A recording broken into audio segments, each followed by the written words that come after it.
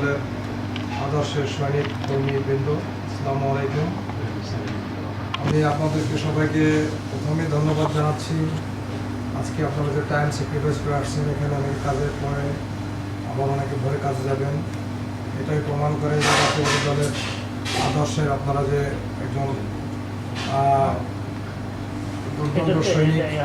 এটাই আমার আজকে কথা বলার দু চারটা কথা বলবো, যেটা না বললে না।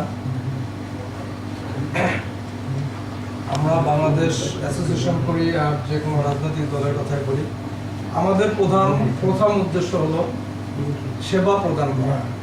অর্থাৎ জাতীয়তাবাদী দলের আদর্শের সৈনিক হিসাবে ওই ম্যানিফেস্টোকে নিয়ে আমরা ওইভাবে আমরা আগাবো, দেশের সেবা প্রদান করার জন্য। সমিতি করলেও একই, আমাদের উদ্দেশ্য সেবা প্রদান করা।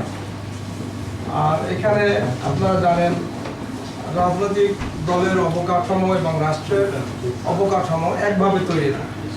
এটা আমরা অনেকবার বলছি আগে। বাংলাদেশ জাতীয়তাবাদী দল ডেনমার্ক শাখা কমিটি করতে গিয়ে আমাদের অনেক বিতর্কের সৃষ্টি হয়েছে, কারণ অনেকে ভালোবাসেন কিন্তু আসলে কনস্টিটিউশনে কীরকম আছে অনেকে জানেন না বা জানা হয় নাই। সেই কারণে অনেক মতপার্থক্য দেখা গেছে। আলটিমেটলি আমরা একটা নির্বাচনের মাধ্যমে